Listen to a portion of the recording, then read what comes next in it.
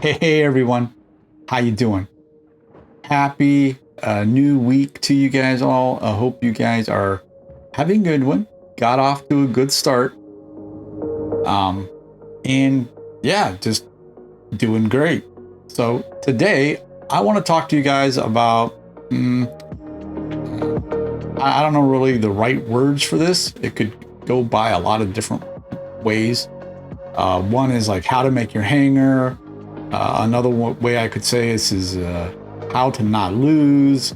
How to basically this is like not a like in-game type of skill thing. It's more of a what do I need to do with my hanger? So I've got a game for you, a domination. It's just one game, but I'm gonna show you this game so I can kind of talk about some of the problems I see. You know, I do like every week in my live streams, I do hanger reviews, and I see the same problems over and over and over and over. And it's not because you guys aren't spending money, or even if you are spending money, you're spending it wrong. But how to use your resources and things like that, and I don't know, it's like kind of a complicated subject. It's really not that complicated, but it feels complicated because there's so many things involved. And guys, I used to be free to play, and even now, even being part of the creator program, I get stuff for free. Well, it's not really for free because I make all these videos and it takes a buttload of time. But I still you saw my Dagon video. I ran out of silver, right?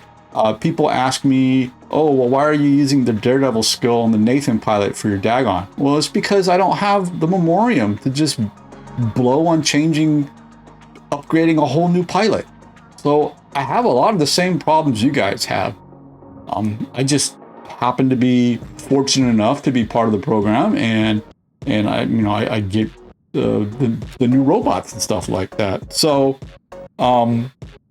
my perspective is very much kind of a free-to-play perspective. Not totally, of course, but I still play that. I still build my hangar the same way I did before I ever spent a single penny in this game. Before we do that, though, let's jump into the game, and let me kind of talk about some of the things I see, not like all the time, and not every single game, but every single day. So let's jump into that. I'll talk you through the game, kind of give you my opinions about stuff, and then we'll come back and wrap up.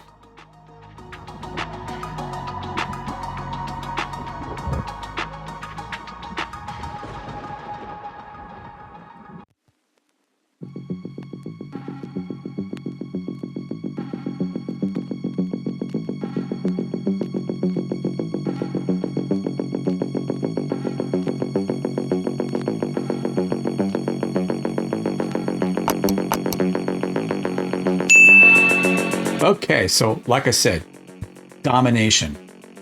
We're on Dreadnought. I'm starting with this build I'm trying to run, and I see a problem.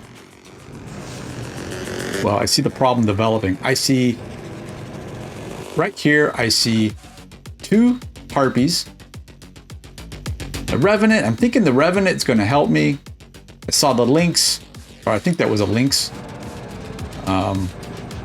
I'm waiting for him to drop so I can link with him, but he doesn't link, or he doesn't ever drop. That's an Orochi over there.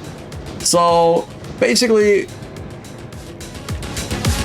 I'm going to center by myself, which is not super unusual. I was hoping to be able to link with somebody though. I tried to link with the Orochi and I think I missed him. But we take care of that guy pretty easily. This guy, I'm basically dead.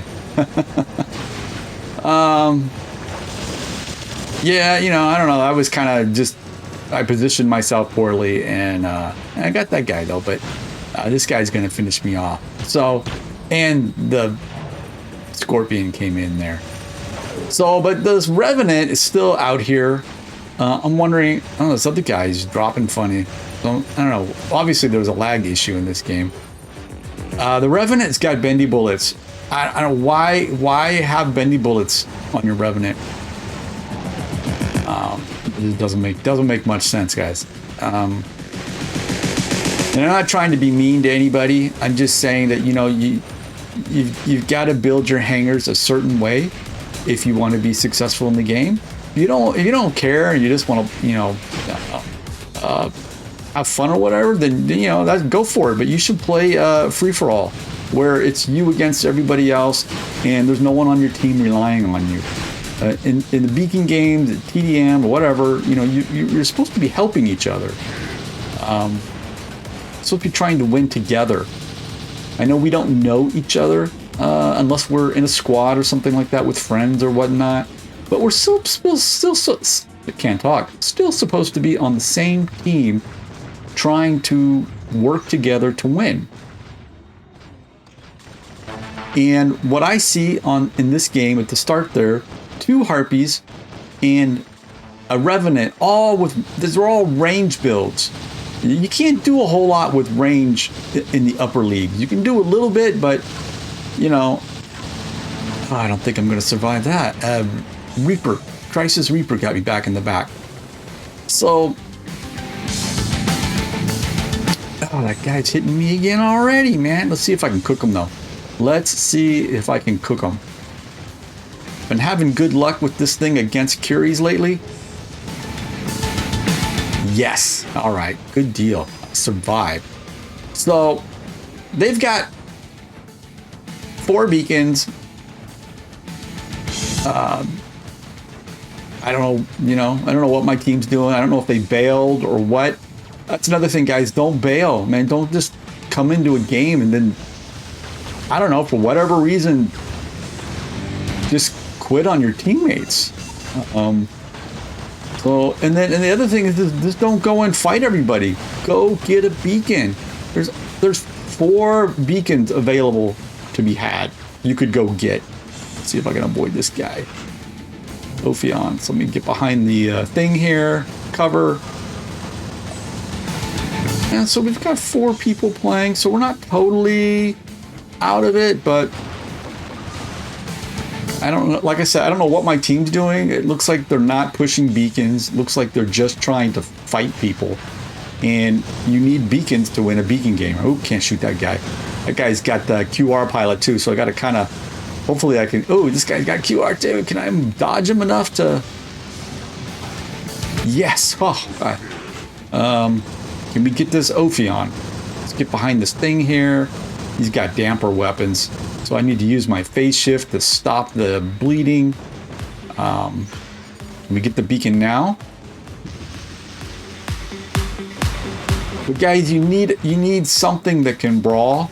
You need a tank or another robot that's capable of brawling a little bit, that can go get a beacon. You cook this. There we go. Cook the Scorpion.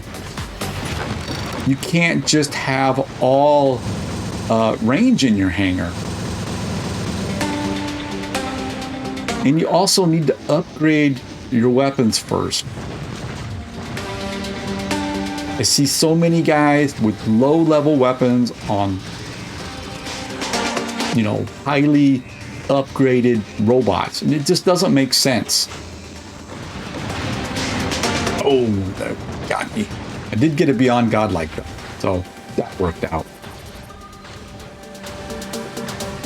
And looks like we are, I don't know, maybe because of me, we got some beacons. I do think in this game, we are outmatched, outclassed by the Reds.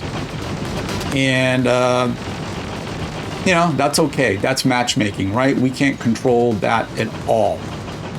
But what we can control is going to go get beacons. Can I escape? Ooh, the Rook's right there. Ugh. Let me see if I can. Let's see if we can cook the Rook. Cook the Rook. We're gonna freeze and cook him. Guy came in all cocky like, oh yeah, I'm gonna get this guy. I'm gonna take him out. It's like, Seraph, can we cook the Seraph? All right, good deal. Let me see if I can, like dash isn't big enough. I need dash to be faster or further, farther, whatever you call it. And get this beacon back. Well, we're beacon bar is basically dead. I'm just trying to, you know, I don't know. I guess prolong it. I don't know if I should bother, but I don't give up, guys. That's my other thing is I don't really care how hopeless the situation is I don't give up. So even when I'm playing against a full squad of cheaters, I still continue to play and hoping that I can at least kill one of them, because that makes me feel good that at least I did something, that they couldn't walk all over me, because that's important to me. See if we can take this guy out. Everybody's got, oh, I got him. That was kind of a delayed weird thing, but whatever. Let's go over here. But like I was saying, things you can control. You can control what you upgrade. You can control getting beacons, deciding to get a beacon or not getting a beacon. All those guys who drop harpies at the beginning, no one got a beacon, right? They didn't go get beacons because they dropped the worst bot for getting a beacon.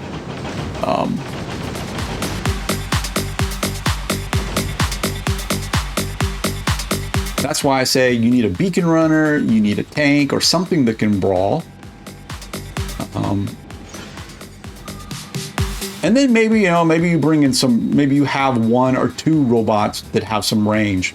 Ideally, it's only like one, and that's the end of the game. So we're going to look at a couple of these guys as hangers on my team. We're not going to look at their team because, you know, that's matchmaking. We can't control matchmaking. We can only control our side. And let's take a look. Let's take a look. A guy in second place got 7 million.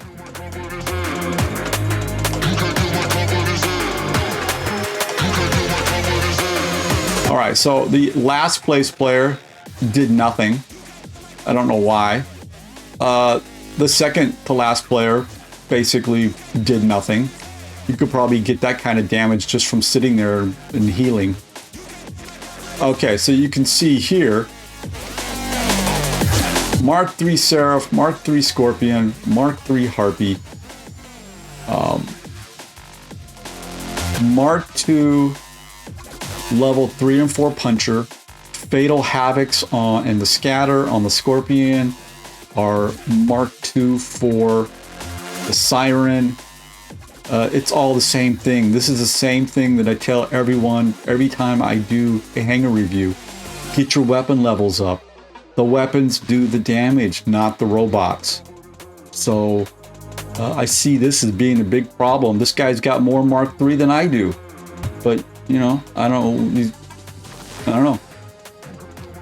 Didn't look like he really tried to play, though. Let's look at our second place person who actually did more damage than I did. Okay, what do we see here? Mark II Harpy, Mark II level 9. All right, so he's got some decent Mark II levels. I don't think you need to have Mark II level 12 to necessarily be successful in Champion League. But once again, you know, Aljun is that's a tough bot to play. The shell should be Sinister Rime Glacier. I mean, that should be a good. That should be a tank, right? Yeah. So I guess I'm seeing the same things here. Is the weapon levels? They're too low. They're too low. And I don't know if this person started out with that Harpy, but I have a feeling this is one of the people who started out with the Harpy.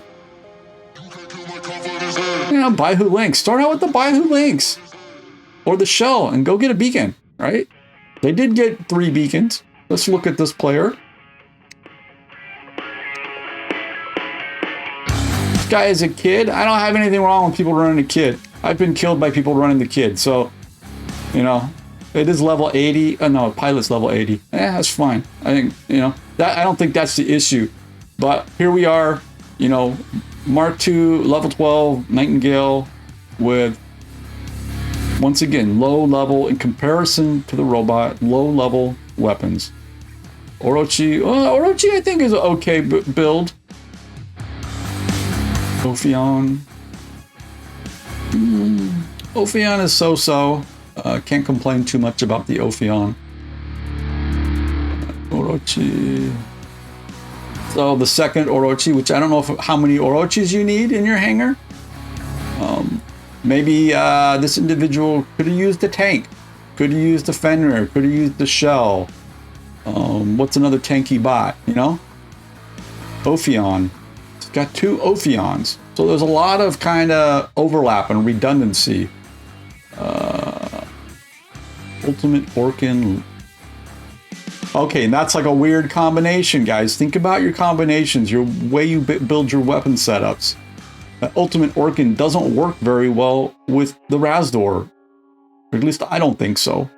You know, you got 300 meters range on your Orkin, and your bendy bullets don't bend at less than 200. So those two don't really work well together.